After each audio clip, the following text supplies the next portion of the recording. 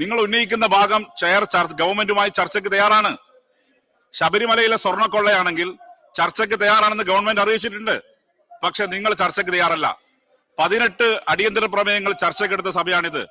18 അടിയന്തര പ്രമേയങ്ങൾ ചർച്ചയ്ക്കെടുത്ത ഈ 15ാമത് കേരള നിയമസഭക്ക് ഈ ശബരിമലയിലെ വിഷയവും ചർച്ച ചെയ്യുന്നതിന് യാതൊരു മടിയുമില്ല.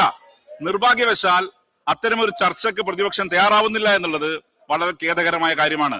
നിയമസഭാ സമ്മേളനം നടക്കുന്ന ഘട്ടത്തിൽ സ്പീക്കർ അധികം അഭിപ്രായങ്ങൾ പറയാറില്ല. സ്പീക്കർക്ക് പരിമിതിയുണ്ട്. നിയമസഭയ്ക്കകത്ത് സംസാരിക്കുന്നതിന്, നിയമസഭയ്ക്ക് പുറത്ത് സംസാരിക്കുന്നതിന്. എന്നാൽ സ്പീക്കറെ നിരന്തരം വിമർശിച്ചുകൊണ്ട് പ്രതിപക്ഷ നേതാക്കൾ രംഗത്ത് വരുന്ന കാഴ്ച. നിയമസഭയ്ക്ക് അകത്താണെങ്കിൽ സ്പീക്കർക്ക് മറുപടി പറയാം അപ്പോൾ തന്നെ, പുറത്താണെങ്കിലോ സ്പീക്കർക്ക് മറുപടി പറയാൻ കഴിയില്ല. അത്തരമൊരു സന്ദർഭം സഭയ്ക്കകത്ത് ഉണ്ടായാൽ മാത്രമേ അതേക്കുറിച്ച് ഒരു അഭിപ്രായം, കമന്റ് പറയാൻ കഴിയുകയുള്ളൂ സ്പീക്കർക്ക്. ആ പരിമിതി മുതലെടുത്തുകൊണ്ടാണ് നിരന്തരം നിയമസഭയ്ക്ക് പുറത്ത് സ്പീക്കർക്കെതിരെ പ്രതിപക്ഷ നേതാക്കൾ രംഗത്തിറങ്ങുന്നത്. അതുകൊണ്ട് തന്നെയാണ് പ്രതിപക്ഷ നേതാവിനോടും UDF നേതാക്കളോടും ഇന്ന് സ്പീക്കർ പൊട്ടിത്തെറിച്ചത്. അക്ഷരാർത്ഥത്തിൽ പൊട്ടിത്തെറിക്കുകയാണ് ചെയ്തത്. എന്നെ ആരും ഇവിടത്തേക്ക് എയർ ഡ്രോപ്പ് ചെയ്തതല്ല, അനുഭവത്തിൻ്റെ കരുത്തിൽ തന്നെയാണ് ഞാനും ഇവിടെ എത്തിയിരിക്കുന്നത് എന്ന് പറഞ്ഞ് വളരെ രൂക്ഷമായ ഭാഷയിലാണ് പ്രതിപക്ഷത്തിനെതിരെ, പ്രതിപക്ഷ നേതാവിനെതിരെ ഇന്ന് സ്പീക്കർ പ്രതികരിച്ചത്. അത് കേൾക്കാം. ബഹുമാനപ്പെട്ട പ്രതിപക്ഷ പരാമർശിച്ചു. Yes please please. ഇവിടെ ബാനർ പിടിച്ചു കയറാനാണ് ഇങ്ങോട്ട് ഡയസ് കയറിയത്. യഥാർത്ഥത്തിൽ സെക്രട്ടേറിയറ്റിന് മുന്നിൽ ഒരു ബാരിക്കേഡ് മറിച്ചു കയറുന്നത് പോലെയാണ് നിങ്ങളുടെ പല MLA മാരും ശ്രമിച്ചത്. അത് ജനാധിപത്യത്തിന് ഭൂഷണമല്ല. അതോടൊപ്പം തന്നെ ചെയറിനെ തെരുവിലിട്ട് അലക്കുന്ന രീതിയും ശരിയല്ല. ചെയറിന് തെരുവിൽ വന്ന് പറയാൻ സാധിക്കുന്നതല്ല. ഇപ്പൊ തെരുവിനെ സ്ട്രീറ്റിലിട്ട് ഉത്തരവാദപ്പെട്ട രാഷ്ട്രീയ നേതൃത്വം അലക്കുന്ന രീതിയും ശരിയല്ല. ചെയർ ഈ സീറ്റിലേക്ക് വന്നത് എയർ ഡ്രോപ്പ് ചെയ്യപ്പെട്ടതല്ല. ചെയർ എയർ ഡ്രോപ്പ് ചെയ്യപ്പെട്ട് സഭയിൽ വന്ന ആളല്ല. വളരെ കൃത്യമായി ദീർഘകാലത്തെ അനുഭവം എനിക്കുണ്ട്. അതുകൊണ്ട് പലപ്പോഴും ഉത്തരവാദപ്പെട്ട രാഷ്ട്രീയ നേതൃത്വം പരസ്യമായി ചെയറിനെ തെരുവിലിട്ട് അലക്കുന്ന രീതി ജനാധിപത്യത്തിന്റെ ഭൂഷണമാണോ എന്ന് ഉത്തരവാദപ്പെട്ട നേതൃത്വമാണ് പരിശോധിക്കേണ്ടത്. ഇവിടെ വളരെ നിർഭാഗ്യകരമായ സംഭവമാണ് കഴിഞ്ഞ ദിവസങ്ങൾ ഉണ്ടായിട്ടുള്ളത്. അത് ഉത്തരവാദപ്പെട്ട MLA മാർ ഒരു പോലീസിന്റെ ബാരിക്കേഡ് മറിച്ചു കയറുന്നത് പോലെയാണ് ഇവിടെ കയറിയിട്ടുള്ളത്. ഒരു തരത്തിലും പ്രകോപനം വാച്ചൻ വാർഡിന്റെ ഭാഗത്ത് ഉണ്ടായിട്ടില്ല. അതേസമയം വാച്ചൻ വാർഡിനെ കൊടികെട്ടിയ, ബാനർ കെട്ടിയ വടി കൊണ്ട് അടിക്കാൻ നിങ്ങളുടെ സാമാജികന്മാർ തയ്യാറായി. ഈ ഇലക്ഷന്റെ ഫോർ ഫ്രണ്ടിൽ എന്നെ കൊണ്ട് പറയിക്കേണ്ട പേര് ഞാൻ ഒരിക്കൽ കൂടി പറയുന്നു. ചില MLA മാർ തയ്യാറായി എന്നുള്ളത് ശരിയാണ്.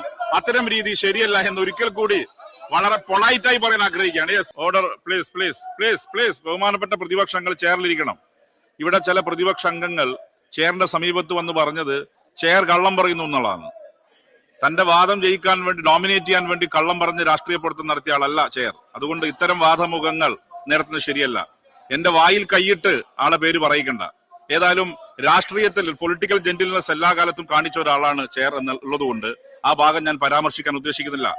ബഹുമാനപ്പെട്ട പ്രതിപക്ഷ അംഗങ്ങൾ പ്ലീസ് ഒന്ന് ചെയറിൽ പോയിരിക്കണം. സുഖകരമായ നടത്തിപ്പിന് ചെയറുമായി സഹകരിക്കണം. നിങ്ങൾ ഉന്നയിക്കുന്ന വാദമുഖങ്ങൾ ചെയർ പറഞ്ഞു നമുക്ക് സഭയിൽ ചർച്ച ചെയ്യാം. ശബരിമലയിലെ സ്വർണ്ണക്കൊള്ളയാണെങ്കിൽ ചർച്ച ചെയ്യാമെന്ന് പറഞ്ഞു. ഗവൺമെന്റ് ചർച്ചയ്ക്ക് തയ്യാറുമാണ്. നിങ്ങൾ ആ ഭാഗം അംഗീകരിക്കുന്നില്ല. പിന്നെ നിങ്ങൾ ഉന്നയിക്കുന്ന ഭാഗം ഗവൺമെന്റുമായി ചർച്ചയ്ക്ക് തയ്യാറാണ്. ശബരിമലയിലെ സ്വർണ്ണക്കൊള്ളയാണെങ്കിൽ ചർച്ചയ്ക്ക് തയ്യാറാണെന്ന് ഗവൺമെന്റ് അറിയിച്ചിട്ടുണ്ട്. പക്ഷെ നിങ്ങൾ ചർച്ചയ്ക്ക് തയ്യാറല്ല. 18 അടിയന്തര പ്രമേയങ്ങൾ ചർച്ചയ്ക്കെടുത്ത സഭയാണിത്. 18 അടിയന്തര പ്രമേയങ്ങൾ ചർച്ചയ്ക്കെടുത്ത ഈ 15ാമത് കേരള നിയമസഭക്ക് ഈ ശബരിമലയിലെ വിഷയവും ചർച്ച ചെയ്യുന്നതിന് യാതൊരു മടിയുമില്ല. നിർഭാഗ്യവശാൽ അത്തരമൊരു ചർച്ചയ്ക്ക് പ്രതിപക്ഷം തയ്യാറാവുന്നില്ല എന്നുള്ളത് വളരെ ഖേദകരമായ കാര്യമാണ്. ജനാധിപത്യത്തിൽ ആദ്യമായിട്ടാണ് ഒരു ഭരണപക്ഷം ഞങ്ങൾ ചർച്ചയ്ക്ക് തയ്യാറാണെന്ന് പറയുന്നത്. സാധാരണ ചർച്ചയ്ക്കെടുക്കാതെ തള്ളുക ചെയ്യുക. പക്ഷെ വളരെ സത്യസന്ധമായി ഗവൺമെന്റ് അറിയിച്ചു ചെയറിന് ഞങ്ങൾ ചർച്ചയ്ക്ക് തയ്യാറാണ്.